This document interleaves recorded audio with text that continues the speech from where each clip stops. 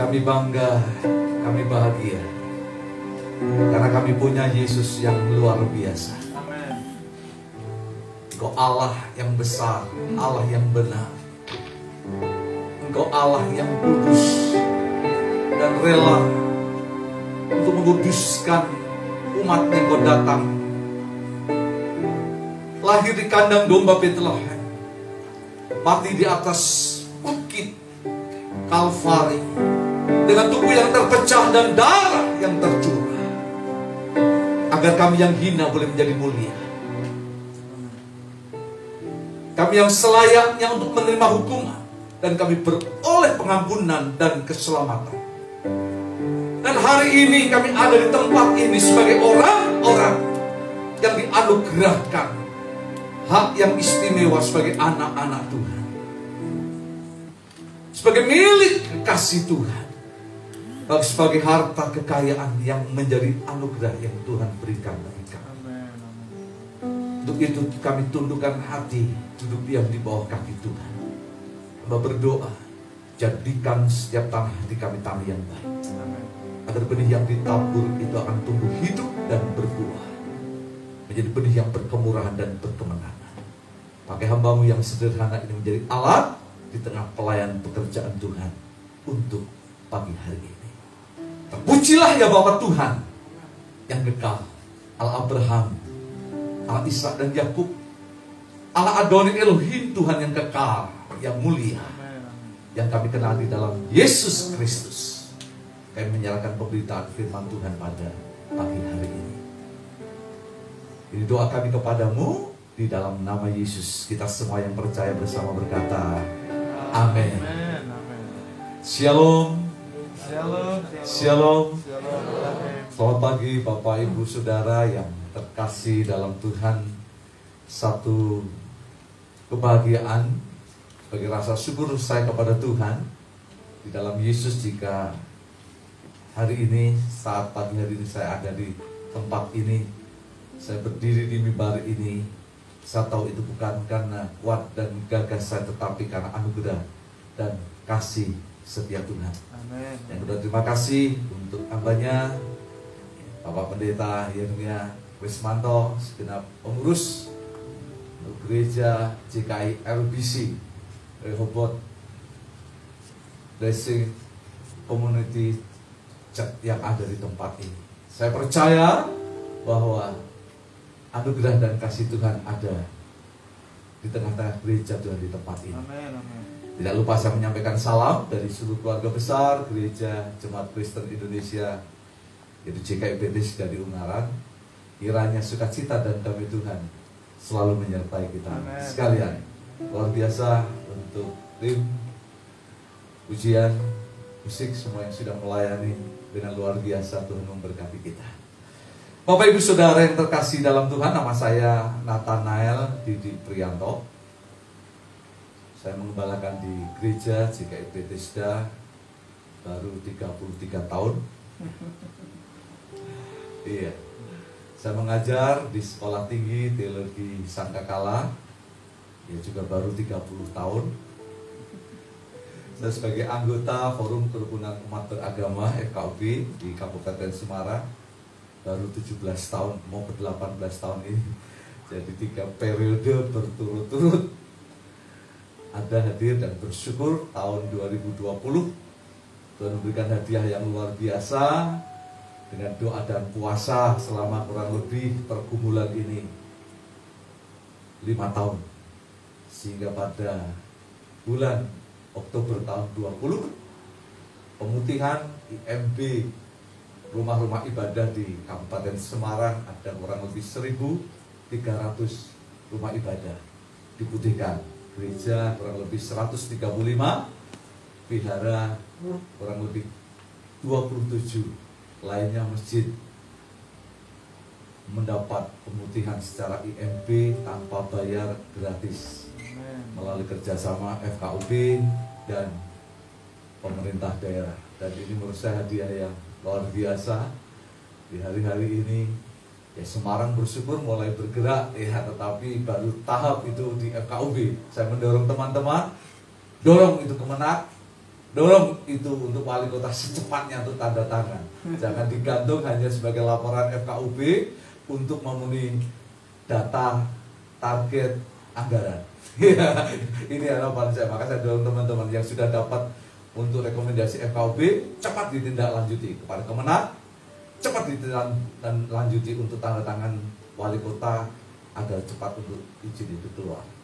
Yaitu sekilas daripada perkenalan saya dikaruniai seorang istri dan 3 orang anak. Yang nomor 1 sudah menikah, nomor 2 masih kuliah di Unika semester 8, ya bagian fakultas arsitek, dan nomor 3 adalah juga kuliah di Unika semester 6 teknik pangan, ya kampusnya sekarang pindah di BSP sana. Ya itu sedikit perkenalan saya pada pagi hari ini. Sekali lagi terima kasih untuk kesempatan yang boleh diberikan kepada saya untuk ada di tempat ini. Bapak Ibu Saudara yang terkasih di dalam Tuhan Yesus Kristus, satu kali saya ditelepon dengan teman-teman FKUB, yaitu para kiai, ketua, ada sekretaris dan beberapa orang. Itu persis hampir jam 11.15 malam, jadi jam 11:15 malam. Karena ada persoalan yang ada di Tuntang, di daerah Tuntang. Ceritanya sederhana, ada pertunjukan yang luar biasa, ada rebana, ada reok, ya, ada juga nyanyian, bahkan kur yang dilaksanakan. Tiba-tiba pas reok ini dimainkan, dan salah satu pemain itu kebetulan dia seorang Kristen, namanya Amin. Dadi dalam bahasanya itu ya, sudah jadi begitu, naik ke panggung dan ada rebana yang ada tulisan Arab itu diinjak, robek. Dan ternyata itu berdampak kepada sebuah persoalan karena dianggap penistaan agama. Singkatnya, Amin harus dibawa ke balai desa, dan ternyata desa tidak bisa menyelesaikannya. Kapolsek, Koramil, Tuntang, dan segenap untuk pengurus yang ada di Tuntang termasuk camat hadir.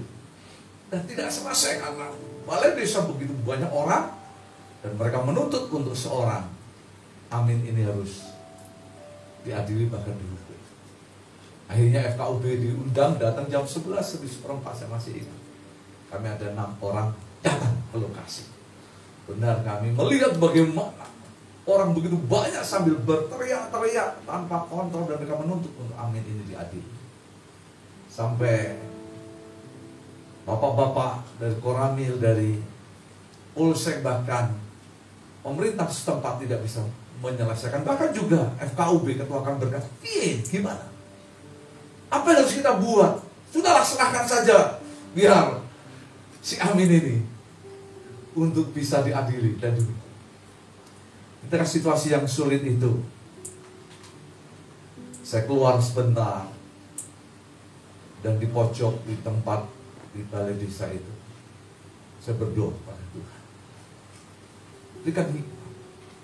Apa yang harus kami buat di tengah situasi yang sulit, pilihan yang sulit, hal yang sulit dan berat yang kami harus lakukan. Jujur Tuhan, kami angkat tangan, tidak mampu menyenangkan.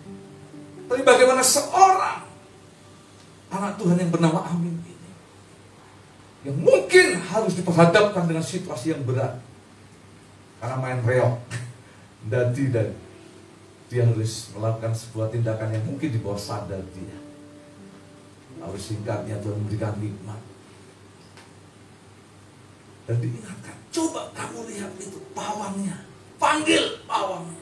Biasanya reok kita ada pawangnya. Dan kami berkata kepada Pak Lurah, kami ingin tahu siapa pawang daripada permainan kuda lumping atau reok ini. Ada 5 orang yang jenggot panjang, cukup tua, datang dan masuk. Dan kami bertanya, Pak, Mbah, apa yang terjadi dengan si Amin ini? Mosok 5 orang tidak bisa menundukkan dan menaklukkan seorang Amin. Dan akibatnya sekarang persoalan jadi panjang. Mereka tertunduk dan mereka terdiam dan tidak bisa berkata apa-apa. Lalu semakin Tuhan itu memimpin dan menolong melalui pekerjaan Roh Kudus. Saya katakan kepada amin. Amin. Mulai hari ini jangan lagi kamu bermain kuda lumping atau reok di sini. Sebab pawang-pawang seperti tidak bisa menaklukkan kamu. Dan kalau terjadi seperti ini beramin-amin yang lain. Apa yang terjadi dengan Kabupaten Semarang? Khususnya yang sedang dialami ini. Amin hanya angguk-angguk saja. Tetapi di dalam situasi yang seperti ini, orang banyak yang berdiri di balik desa itu. Mereka acungkan tangan dan berkata, tidak bisa. Amin harus tetap main. Tidak boleh amin untuk pensiun main kuda lumping atau reok ini. Saya baru tahu ternyata Bapak Ibu, amin ini rolnya di reok ini. Kalau tidak ada dia, sepi. Nggak ada dia, pertunjukannya tidak ramai. Lalu secepatnya saya berkata, kalau begitu, sekarang kita putuskan. Jika amin tetap main reok dan tetap dia bermain kuda lumping, silakan tinggalkan tempat ini. Luar biasa. Satu persatu gerombol mereka pergi dan dalam waktu yang singkat balai desa sepi dan tinggal kami, pemerintah, staf, camat, lurah, dan beberapa kiai di FKUB saya ada di situ. Berarti persoalannya selesai. Kami pulang di tengah jalan, para kiai ini ngomong, Pak Pendeta, bahwa aku dikandani ilmu ki opo, jimatmu ki apa? Kok bisa begitu cepat dan begitu selesai persoalan dan sekarang menjadi putih? Disitulah saya diingatkan, orang yang percaya Yesus dan orang yang tidak di dalam Yesus itu berbeda. Ada perbedaan. Bahkan saya ingatkan, orang percaya yang hidup dengan Roh Kudus akan berbeda dengan orang percaya yang hidup dengan daging. Apa dikatakan di dalam Galatia pasalnya yang kelima ayat yang ke-24 dikatakan bahwa daging itu akan menghasilkan pekerjaan-pekerjaan daging, tapi Roh Kudus itu akan menghasilkan hal-hal, perkara-perkara roh dalam hidup kita. Itu sebabnya Bapak Ibu Saudara yang terkasih di dalam Tuhan Yesus Kristus, hari ini tema yang diberikan kepada saya adalah hidup dipenuhi Roh Kudus. Satu tema yang luar biasa, yang membuat sebuah perbedaan kita dengan mereka yang tidak percaya Yesus. Yang membuat perbedaan orang-orang yang masih hari ini bertahan, hidup berjalan dengan pimpinan Roh Kudus, dan mereka yang berusaha mengandalkan kekuatan pikiran, daging, dan kemanusiaan. Untuk itu kita akan lihat tema kita pada kesempatan pagi hari ini. Mari kita akan baca Efesus pasalnya yang ke-5 ayat yang ke-18. Efesus pasalnya yang ke-5 ayat yang ke-18. Mari kita akan baca firman Tuhan ini, tema ini bersama-sama pagi hari ini. Efesus pasalnya yang ke-5 ayat yang ke-18. Mari kita akan baca firman Tuhan ini bersama-sama. 1, 2, 3. Dan janganlah kamu mabuk oleh anggur, karena anggur menimbulkan hawa nafsu, tetapi hendaklah kamu penuh dengan roh. Bapak Ibu Saudara yang terkasih di dalam Tuhan Yesus Kristus, perikop di dalam Efesus pasalnya yang ke-5 Ayat 1 sampai dengan yang ke-20 ini merupakan perikop yang penting.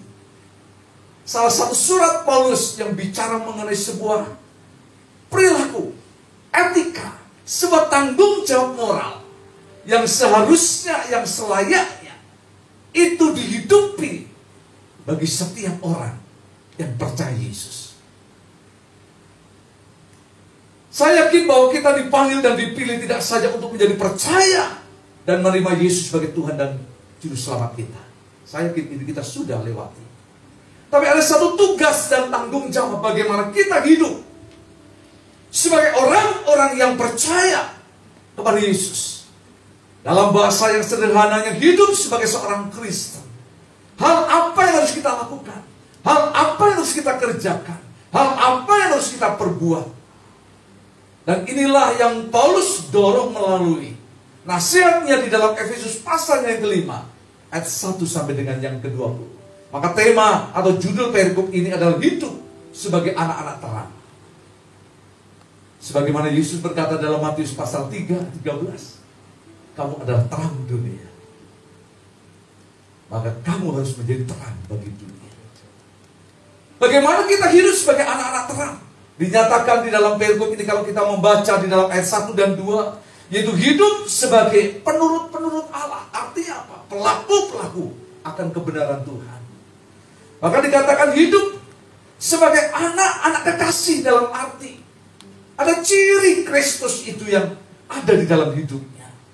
Bahkan juga dikatakan hidup dalam kasih. Dan itu menjadi sebuah ciri yang umum yang seringkali kita boleh lihat perbedaannya di sini dan di sana. Karena di sini ada kasih yang membuat tidak ada lagi perbedaan. Tidak ada tinggi, tidak ada rendah. Tidak ada rambut lurus, rambut keriting.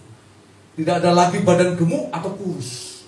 Tapi kita di sini satu di dalam baptisan, satu di dalam iman, satu di dalam kasih, dan satu di dalam pengharapan, yaitu di dalam Kristus. Dan itulah yang ditulis dalam ayat 1 dan 2. Itu sebabnya. Karena itu, kalau kita perhatikan, saudara lihat kembali di dalam Efesus pasalnya yang kelima.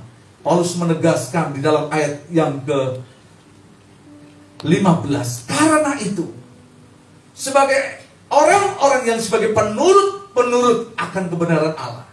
Sebagai anak-anak yang kekasih. Sebagai orang-orang yang hidup dalam kasih. Karena itu, apa yang harus kita lakukan? Perhatikanlah dengan seksama bagaimana kamu hidup. Supaya kita bisa memperhatikan kita hidup. Apa yang kita buat, apa yang kita lakukan. Ada evaluasi dan koreksi. Jangan seperti orang bebal, tetapi seperti orang arif. Maka seharusnya hidup kita menjadi arif, bukan bebal. Bebal itu dalam bahasanya dablek gitu, bahasa orang Semarang gitu ya. Tapi bahasa orang Semarang sama dablek gitu ya. Ya dablek artinya tahu kebenaran tapi tidak mau melakukan. Dikandani tetap orang buruk. Saya yakin di sini tidak ada, di Ungaran sana banyak sekali itu yang ada. Lalu ada dalam ayatnya yang ke-16 dikatakan, dan pergunakanlah waktu yang ada karena hari ini adalah jahat. Mempergunakan waktu dengan baik. Sebelum rembang petang itu datang, mari kita berbenah diri menjadi mempelai-mempelai yang layak dan patut. Sehingga ketika mempelai itu datang, kita sudah kedapatan siap untuk menyambutnya. Seperti gadis-gadis yang bijaksana, bukan gadis-gadis yang bodoh. Dalam ayat yang ke-17 dikatakan, sebab itu janganlah kamu bodoh, tetapi usahakanlah supaya kamu mengerti kehendak Allah. Kejar itu apa yang menjadi kehendak Allah. Melalui apa firman-Nya, melalui apa kebenaran yang kita dengar, melalui apa hal-hal yang Tuhan boleh tunjukkan. Melalui firman Tuhan itu, kita belajar semakin mengerti apa yang menjadi kehendak Tuhan dalam hidup kita. Bahkan dikatakan selanjutnya dalam ayat yang ke-18, dan janganlah kamu mabuk oleh anggur, karena anggur menimbulkan hawa nafsu, tetapi hendaklah kamu penuh dengan Roh. Dan inilah yang akan kita pelajari bersama. Selayaknya, sepatutnya, sebagai orang-orang yang hidup di dalam Kristus, Tidak saja kita hidup dalam kearifan, kita hidup mengejar kehendak Allah, kita mampu mempergunakan waktu dengan baik, dan kita tidak menjadi orang yang mabuk oleh anggur, artinya mungkin oleh anggur duniawi, oleh situasi yang seringkali menggoncang dan membuat kita justru menjadi kalang kabut. Tetapi kita bersiap diri, hidup sebagai seorang anak-anak Tuhan yang penuh dengan Roh Kudus. Dan inilah yang kita akan bersama-sama renungkan. Bicara mengenai hidup penuh dengan Roh Kudus, itu adalah bukan pilihan tetapi panggilan hidup saudara dan saya. Ketika kita menerima Yesus, percaya sudah menjadikan Tuhan sebagai juru selamat dalam hidup kita, maka Roh Kudus itu berkenan tinggal hadir ada dalam hidup kita, menguasai, mengendalikan pikiran, perasaan, dan kehendak kita, sehingga kita berjalan, kita terus untuk berdiri, bahkan kita jongkok, kita mau angkat tangan, kita mau angkat kaki, kita mau tepuk tangan, atau kita mau bergerak, semua seizin, sesuai dengan apa yang menjadi kehendak dan perintah Roh Kudus. Kalau diberikan contoh seperti ini, pemain bass, namanya siapa, Mas? Noel ya, Noel. Kalau Roh Kudus itu bekerja, Mas, Noel berdiri, iya, Roh Kudus berkata, iya, duduk, iya, angkat tangan kiri, iya, sambil berdiri, angkat tangan kirimu, iya, letakkan HP-mu, iya. Semua yang dilakukan seizin, sesuai dengan apa yang duduk, iya. Nah, ini yang begini yang kadang-kala hati-hati, ya. Roh Kudus belum berkata, duduk. Iya, sekarang. Sederhana. Seluruh pikiran, perasaan, dan kehendaknya dituntut, dipimpin, dikendalikan. Ketika kita mau bekerja, ada doa yang disiapkan, dinaikkan. Ketika kita mau tidur, kita juga berdoa dan menaikkannya. Bukan ketika di hadapannya ada ayam, doanya cepat-cepat selesai. Kalau di hadapannya ada ikan mungkin asin, doanya lama. Sampai ada bahasa, ubahkan ikan asin rasanya menjadi ayam goreng. Tetapi saya yakin ini bukan seperti apa yang kita harapkan, tetapi Roh Kudus yang mengendalikan, menguasai, dan memimpin hidup kita. Memang dalam pengertian mungkin ada orang memberikan banyak penafsir. Dua pengertian. Yang pertama adalah Roh Kudus memenuhi kehidupan seseorang secara temporal. Bisa ditandai dalam pengertian kehadiran Roh Kudus itu bisa melalui mujizat. Karena satu kali orang tua saya masuk di Elizabeth 18 hari di ruang HND, ditangani Profesor Sumanto dengan Dr. Doni waktu itu.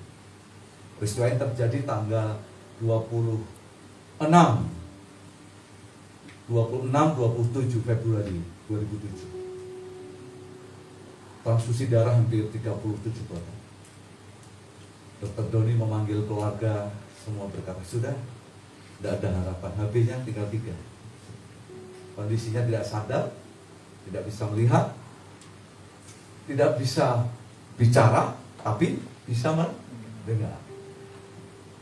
Badannya bengkak, semua sudah, wah, dikasih kayak kabel-kabel itu saudara. Lalu keluarga sudah membicarakan mau dikremasi atau dikubur, mau dibawa ke Jakarta atau asalnya di Medan atau akan tetap di Ungaran. Tapi saya melihat mama saya begitu sedih dan dia berkata, panggil saya dia Mas Didi, sekalipun dia orang Sunda, dia panggil saya Mas Pi Papa. Saya katakan, Mah, tidak bisa buat apa-apa. Kita hanya bisa bicara dengan Tuhan. Yuk, kita datang kepada Tuhan. Sajak mama saya masuk ke ruang HND sama kedua adik saya. Kebetulan kedua adik saya asal gereja dari GKI Pondok Indah. Mama saya, papa saya asal gerejanya Metodis, orang Protestan semua. Saya diberkati di gereja Metodis Daan Mogot, Jakarta, dengan pendeta Cedi Yunus. Dan kami masuk di sana. Kami nyanyi, adik-adik saya nyanyi pakai lagu-lagu GKI. Saya nyanyi lagu-lagu JKI. Mama saya hanya diam dan sambil menangis. Di tengah situasi itu saya lihat darah yang ditransfusi itu yang masuk dan yang keluar tidak berubah. Darahnya tetap merah, encer, dan begitu karena lambungnya bocor. Di tengah situasi itu saya lihat perawat sama dokter itu malah ketawa-ketawa ada yang ini. Karena kita angkat tangan, kita sambil nyembah, dipikir ini kayak dukun yang sedang melakukan sesuatu ritual di ruangan HMP itu. Di tengah situasi itu saya masih ingat bagaimana rambut kepala sampai kaki ini ada seperti sesuatu yang hadir dan memberi sebuah kekuatan. Tanpa seperti orang yang di bawah sadar, saya langsung tumpang tangan monitor itu. Saya berlutut di bawah untuk tempat tidur papa saya itu. Saya tumpangi tangan semua. Dan tiba-tiba papa saya berkata, dia panggil istri saya, "Nak, Ina, tengking." Ini bahasa saya masih tidak percaya. Lalu yang kedua panggil saya, Mas Didi, tengking. Tambah kaget saya, sampai 3 kali. Papa saya berkata, tengking. Dia orang itu di orang Protestan tidak ngerti istilah tengking. Ya apa, saudara? Tapi dari situ saya tangkap Tuhan hadir dan Tuhan luar biasa berkarya. Langsung saya dibisikkan di telinga Papa, Yesus hidup dan Yesus yang sudah hidup itu menghidupkan dan menguatkan hidup. Saya masih ingat persis jam 11:04 pendarahan itu berhenti. HP naik 5. Saya tunggu di ruang tunggu, saya pantau terus jam 5 pagi. HP sudah 11. Dan esoknya hari tanggal 27. HP sudah di atas 15 sehingga dia bisa di endoskopi. Hari ini Tuhan kasih bonus 2007 ini 2022. Masih 15 tahun Tuhan tambahkan usia untuk papa saya. Usia 86 tahun. Masih sehat, motong rumput sendiri, masih macul dan masih berkarya luar biasa. Saya tahu itu pekerjaan Tuhan. Dan saya ngerti kalau itu diulang lagi belum tentu saya bisa melakukannya. Tetapi saya percaya Roh Kudus waktu itu hadir dan memenuhi secara temporal. Tidak hanya itu, bisa ditandai juga dengan karunia-karunia. Ada banyak mungkin kita memiliki hal itu dan itu bisa muncul sewaktu-waktu. Dan sebagai tanda Tuhan hadir melalui pekerjaan Roh-Nya. Tetapi juga pengertian dipenuhi Roh Kudus bisa secara permanen. Artinya apa? Kata yang dipakai di dalam Efesus 5 ayat 18 itu dipakai kata present tense, imperatif. Dalam pengertian sebuah perintah dari Tuhan yang harus dilakukan, dialami secara terus menerus. Tidak bisa berkata hari ini saya mau hidup benar di hadapan Tuhan dan 5 menit berikutnya Tuhan, aku tidak mau hidup benar. Tapi bagaimana kita dari detik, menit, jam yang kita jalani, kita sadar ada pimpinan Roh Kudus, ada pekerjaan Roh Kudus yang ada dalam hidup kita. Dan itu yang akan terus memenuhi pikiran, perasaan, dan kehendak kita. Maka hal yang kita harus sadari bahwa pekerjaan Roh Kudus melalui pemenuhan dalam hidup kita itu harus terus-menerus continue ada dalam kehidupan kita. Bukan ketika ada uang abang sayang, bukan ketika ada uang abang ditendang, bukan ketika sedang jatuh cinta berkata I love you, baru berubah hari berkata I do fuck you. Tetapi ada sesuatu yang terus membangun, menumbuhkan. Maka kalau kita mau jujur, Roh itu bekerja dalam kehidupan kita. Ada sedikit kesalahan, ada pelanggaran, ada dosa, sesuatu yang tidak damai, tidak tenang dalam hidup kita. Namun yang seringkali kita tetap melanggar kan? Karena kita berpikir, tidak apa-apa sekarang dosa, nanti minta ampun lagi. Tidak apa-apa, toh Tuhan Maha Pengampun. Paulus berkata, jangan sekali-kali gunakan kemerdekaan kita untuk berbuat dosa dan melakukan sebuah pelanggaran. Tapi yang kita mau, kita akan lakukan, biarlah pemenuhan Roh Kudus dalam kehidupan kita itu secara permanen yang terus-menerus. Ketika tidur, Roh Kudus memenuhi kita. Ketika kita bangun, Roh Kudus memenuhi kita. Dimanapun kita berada, di tengah situasi apapun, di tengah kondisi keberadaan apapun, tantangan yang sedang kita hadapi, kondisi sehat atau sakit, kondisi dalam berkat ataupun dalam pergumulan, Roh Kudus itu tetap ada dan bekerja dalam hidup kita, menuntun dan memenuhi hidup kita. Untuk itu, pada kesempatan ini mari kita akan melihat bagaimana orang percaya yang dipenuhi Roh Kudus itu akan terlihat dalam kehidupan sehari-hari.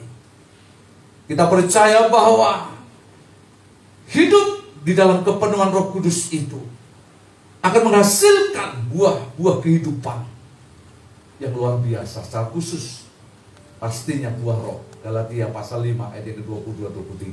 Ada 9 buah roh itu. Dia memenuhi kehidupan kita jika Roh Kudus itu bekerja secara permanen dan terus-menerus ada dalam kehidupan kita.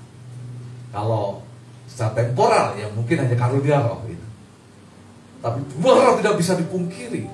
Mereka hidup dalam kepenuhan roh, tidak lihat apakah ada 9 buah roh itu ada dalam kehidupan orang itu. Dan ini yang menjadi tanda dan ciri dalam kehidupannya. Untuk itu kita akan melihat ada banyak ciri, tetapi saya akan sampaikan dengan cepat 3 ciri saja. Yang pertama, orang yang dipenuhi Roh Kudus itu akan memiliki keberanian untuk bersaksi akan Kristus. Saya melihat sebuah contoh dalam Kisah pasal 2 ayat yang ke-14. Coba kita akan baca Kisah Rasul 2 ayat yang ke-14. Apa yang terjadi dengan Paulus, Yohanes, dan teman-teman yang ada. Ini terjadi setelah Yesus bangkit dan naik ke surga. Kita bisa melihat bagaimana ketika Petrus hadir dalam penyaliban Yesus. Bagaimana Petrus pernah menyangkal Yesus 3 kali karena takut disebut sebagai pengikut Yesus. Bahkan takut disebut sebagai orang-orang yang mengabarkan akan terang dunia, yaitu kehadiran Yesus. Tapi lihat dalam Kisah 2 ayat yang ke-14, saya ingin bacakan untuk saudara. Maka bangkitlah Petrus berdiri dengan 11 rasul itu dan dengan suara nyaring katakan, Petrus berkata kepada mereka, hei kamu orang Yahudi dan kamu semua yang tinggal di Yerusalem, ketahuilah dan camkanlah perkataanku ini. Maka saudara nanti bisa membaca seluruhnya. Saya melihat sesuatu yang luar biasa. Tidak ada ketakutan, tidak ada kegentaran, tidak ada kebimbangan. Tetapi Petrus begitu berani dan yakin. Apa yang dia boleh pahami, yang dia boleh percayai mengenai siapa Yesus. Maka luar biasa kalau kita lihat dalam khotbah Petrus ini.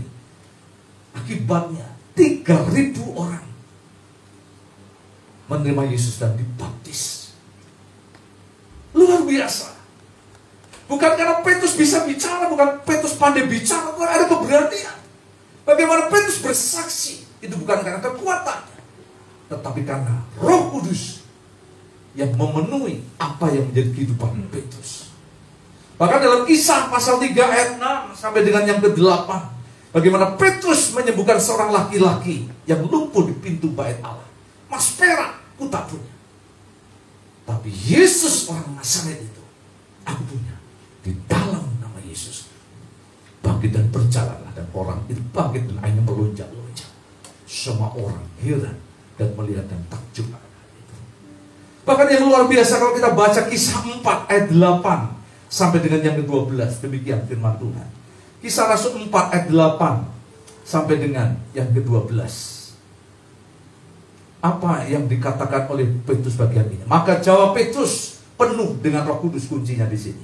Hai pemimpin umat dan tua-tua, jika kami sekarang harus diperiksa karena suatu kebajikan pada seorang sakit dan harus menerangkan dengan kuasa manakah orang itu disembuhkan, maka ketahuilah oleh kamu sekalian dan oleh seluruh umat Israel bahwa dalam nama Yesus Kristus orang Nazaret yang telah kamu salibkan, tetapi yang telah dibangkitkan Allah dari antara orang mati, bahwa oleh Yesus itulah orang ini berdiri sehat sekarang di depan kamu. Yesus adalah batu yang dibuang oleh tukang-tukang bangunan, yaitu kamu sendiri, namun ia telah menjadi batu penjuru. Ayat 12, baca bersama. Dan keselamatan tidak ada di dalam siapapun juga selain di dalam Dia, yaitu Yesus, yang di bawah kolong langit ini. Tidak ada nama lain yang diberikan manusia kepada manusia yang olehnya kita dapat diselamatkan. Ketika Roh Kudus Kudus memenuhi hidup Petrus. Keberanian untuk bersaksi akan Yesus hadir ada dalam hidup. Saya masih ingat tahun 2013. Kami pernah dihadapkan dengan sebuah persoalan. Kami ada acara Natal di kota Ungaran itu, Natal disebut Natal Kota. Itu jam 4 pagi. Jadi jam 4 pagi itu sudah jadi sebuah agenda gereja seluruh kota Ungaran untuk ibadah di lapangan secara terbuka jam 4 pagi dari tahun 2000. Kami adakan. Sudah sekian tahun, 12 tahun ya, masuk tahun ke-13, tiba-tiba muncul sebuah isu dihembuskan satu ormas. Ada dengan tulisan halaman masjid dibuat Natal. Geger saudara, karena itu lewat media sosial dan sebagainya. Padahal sebelum masjid berdiri, Masjid Agung Ungaran itu, Masjid Mabrur itu berdiri, kami sudah ada tahun 2000 Natal. Baru masjid itu ada 2016. Dan kebetulan di halaman depannya itu bukan halaman masjid, itu fasilitas umum, enggak. Tapi letaknya di depan masjid dan dibuat isu itu muncul. Luar biasa terjadi. Hingga sampai pada satu kali ketua panitia pun masuk rumah sakit. Teman-teman pada mundur dari kepanitiaan. Ada sesuatu yang sudah. Dan situasi itu saya tetap percaya bahwa Tuhan hadir dan Roh Kudus itu ada. Malam saya di lapangan, saya bersyukur karena teman-teman dari NU, dari Muhammadiyah sangat simpati dan mereka mendukung. Dan ada satu orang datang, mungkin mereka dari kelompok ormas itu. Siapa yang tanggung jawab untuk ibadah besok? Saya. Apakah besok tetap diadakan? Tetap diadakan. Izin tetap kami pegang. Berani tanggung jawab kalau ada sesuatu yang terjadi. Itu urusan kalian. Tetapi kami tetap akan berjalan. Luar biasa, baru tahun itu ibadah Natal dijaga hampir 750 orang. Dan yang luar biasa, mereka hadir jam 4 pagi tanpa ada rasa tekan. Mereka tidak tahu persoalannya. Tetap bawa anak-anak semua akan ada di situ. Dan akhirnya kami baru tahu, baru Natal kali ini dihadiri oleh begitu banyak orang, keamanan, TNI, Polri, dan mereka dengar firman Tuhan. Dahsyat dan luar biasa. Pengkhotbah tetap luar biasa. Injil diberitakan dan kami panitia kumpul. Akhirnya mereka berkata, Tuhan ampuni, kemarin kami takut. Sampai ada yang mundur dari kepanitiaan, ada yang masuk rumah sakit. Tapi hari ini kami tahu, Roh Kudus yang menyertai kami lebih besar daripada roh yang lain. Dan roh itu yang membuat kesaksian dan firman itu diberitakan. Dan baru kali di sejarah pemberitaan firman secara dahsyat dilangsungkan. Dan saya yakin taburan firman itu hidup sampai hari ini. Kami baru berhenti kok untuk Natali COVID ini, 3 tahun ini berhenti tidak ada Natal Kota. Tapi itu menjadi sebuah doa kita di Ungaran setiap jam 4 pagi. Bahkan sejak peristiwa itu akhirnya sekarang kami diberi fasilitas yang lebih gede, alun-alun yang baru. Kalau Bapak Ibu pernah ke Ungaran, di alun-alun Kalirejo Bung Karno itu gede itu semua. Dan kami bisa menikmati sampai hari ini. Dan setiap tanggal 25 Desember firman itu diberitakan sedemikian rupa. Dan saya tahu itu adalah pekerjaan Roh Kudus ada dalam hidup kita. Roh Kudus memberikan keberanian untuk kita memberitakan akan Injil, akan Tuhan. Yang kedua, memiliki kemampuan Roh Kudus ketika memenuhi hidup kita akan membuat kita memiliki kemampuan untuk bisa mendoakan, bahkan mengampuni orang yang bersalah kepada kita. Ini luar biasa. Saya melihat dalam kisah yang terjadi dalam Stefanus. Coba kita akan lihat kisah pasal 6. Kisah Rasul pasal 6. Saya melihat ini sesuatu yang luar biasa. Ingin bacakan untuk saudara. Mulai ayat. Kisah para Rasul pasalnya yang ke-6.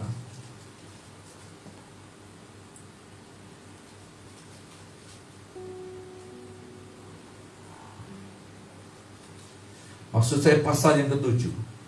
Kisah para Rasul pasalnya yang ke-7. Mulai ayat yang ke-54. Ketika anggota-anggota mahkamah agama itu mendengar semuanya itu, sangat tertusuk hati mereka. Maka mereka menyambutnya dengan gertakan gigi. Tetapi Stefanus yang penuh dengan Roh Kudus menatap ke langit, lalu melihat kemuliaan Allah dan Yesus berdiri di sebelah kanan Allah. Lalu katanya, sungguh aku melihat langit terbuka dan Anak Manusia berdiri di tengah sebelah kanan Allah. Maka berteriak-teriaklah mereka dan sambil menutup telinga serentak menyerbu dia. Mereka menyeret dia keluar kota, lalu melemparinya. Dan saksi-saksi meletakkan jubah mereka di depan kaki seorang muda yang bernama Saulus, sekarang Paulus. Sedang mereka melempari Stefanus, berdoa katanya, "Ya Tuhan Yesus, terimalah rohku." Sambil berlutut ia berseru dengan suara nyaring, "Tuhan, janganlah tanggungkan dosa ini kepada mereka." Dan mereka berkata, dengan perkataan itu meninggallah Stefanus. Apa yang terjadi pada Stefanus persis seperti apa yang dialami oleh Yesus. Ampunilah mereka, karena tidak tahu apa yang mereka perbuat. Stefanus berkata, jangan tanggungkan dosa dan pelanggaran itu kepada mereka. Apa yang dialami? Disiksa, bahkan dianiaya, bahkan akhirnya dia mati. Tetapi saya yakin hanya orang yang dikatakan penuh dengan Roh Kudus, orang yang hidupnya dipenuhi Roh Kudus, yang mampu dan bisa menjadi seperti seorang Stefanus, berserah kepada Tuhan apa yang terjadi dalam hidupnya, tetapi juga dia mampu berdoa dan mengampuni akan kesalahan dan dosa orang yang menyakiti. Ini sederhana tetapi sulit. Ada banyak kadang-kadang kita bisa memuji Tuhan, bisa melayani Tuhan, tapi berapa banyak kita bisa mengampuni orang yang bersalah kepada kita. Ya, saya bisalah mengampuni dia kalau dia ya minta maaf dulu pada saya. Dia siapa? Saya ini siapa? Masa saya harus mengampuni dia?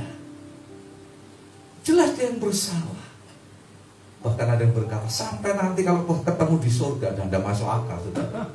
Ya, di dunia aja belum selesai, masa mau di surga, kan? Karena saya tahu kalau kita tidak bisa mengampuni, jangan-jangan Roh Kudus tidak ada dalam hidup kita.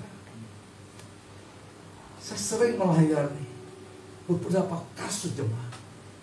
Seorang bapak koma 2 kali 24 jam hanya dengan ngorok. Saya pulang dari ngajar sangkakala, saya dapat berita itu, saya sedih. Jam 12 malam saya datang ke rumah itu. Bapak itu sambil berbaring, sudah 24 jam lebih. Dua kali 24 jam lebih. Masih mau saya katakan, ada sesuatu yang gak beres. Saya ajak anak-anaknya untuk berdoa dan gandeng tangan. Pun bicara sederhana, baik. Lalu saya katakan kepada anak-anak, bapakmu ini masih ada sesuatu. Coba kamu jujur. Lalu dia cerita, satu pak, adiknya. Sampai bapak berkata, ini bukan urusanmu, ini urusanmu. Jangan ikut-ikutan, ini tak atasi aku sendiri. Biasa urusan warisan, urusan yang lain menjadi persoalan. Tolong bisikan nama itu kepada telinga bapak dan katakan, Pak, ampuni dia. Pak, ampuni dia. Luar biasa. Saya pulang 5 menit 10 menit lah dari tempat ini ke rumah. Baru mau masuk rumah dapat telepon, Pak, bapak sudah pulang. Sudah tahu ketika dibisiki, air mata ini bisa mengalir. Dan saya bersyukur sebelum dia tutup mata, pengampunan itu tetap diberikan dalam hidupnya.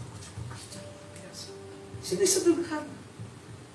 Tanda ciri Roh Kudus itu memenuhi hidup kita. Tidak sehingga kita punya keberanian untuk bersaksi akan Kristus, tetapi berani untuk membayar, memberikan pengampunan kepada siapapun juga. Beberapa kali saya melayani hal yang seperti ini. Sederhana, pengampunan. Tetapi itu membuat justru pintu itu menjadi sempit. Mari buka hati kita. Izinkan Roh Kudus memenuhi hidup kita. Ketika kita membuka hati kita untuk memberikan pengampunan kepada mereka.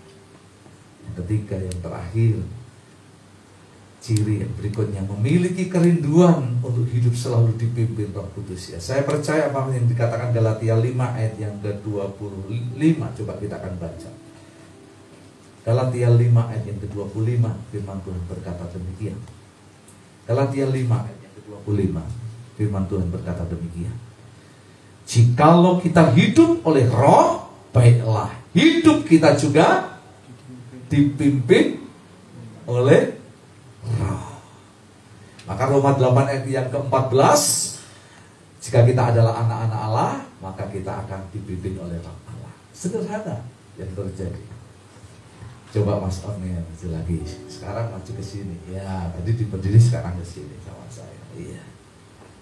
Yang namanya dipimpin oleh Roh Allah itu selalu ingin dekat. Betul enggak? Enggak mau jauh. Dekat. Iya, bukan begini. Dekat. Iya. Capek. Nah, sudah punya pacar? Oh belum, jangan khawatir. Kalau di Semarang tidak ada, di Ungaran, di Kendal banyak. Ya. Betul nggak? Kalau tidak dipimpin oleh Tuhan, ya jalan dewi, golek dewi. Sana aja golek dewi lah, terserah kan. Lu jalan sana, ya. Jalan sana maksudnya, ya. Balik lagi, ya. Ya bingung, sini lagi dekat. Dekat. Jangan khawatir. Aku Tuhan yang selalu memimpin hidupmu. Hati-hati jalan. Ya. Lihat belokan. Ya. Stop. Wewe gombel. Belok sana. Ya. Sebentar. Kuntilanak sana. Iya. Yang dekat ini Pak Pendeta. Ya. Dipimpin Tuhan. Betul. Selalu dekat dengan Tuhan. Tuhan tidak akan ragu. Naik. Iya naik. Betul. Lu betul enggak? Sudah pernah merasakan bagaimana Tuhan menggendong hidup saudara? Betul? Enggak pernah ragu. Dipimpin Tuhan. Yakin.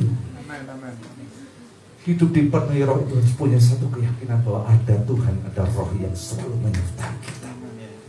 Harus berkata, jika Tuhan di pihak kita, siapa yang dapat melawan kita? Mas itu berkata, bersama Tuhan kita dapat melakukan perkara yang gagah perkasa. Hari ini saya pastikan zaman akan menjadi sulit, situasi akan menjadi berat. Tapi ketika kita yakin ada Roh Tuhan yang memenuhi kita, engkau lebih daripada orang yang menang, dan kita akan selalu menang karena Roh Kudus menyertai kita. Tuhan memberkati. Amin. Silakan. Dialah firman Tuhan yang sederhana, tetapi membuat kita menjadi sadar hidup saudara dan saya perlu Tuhan. Mari kita berdoa.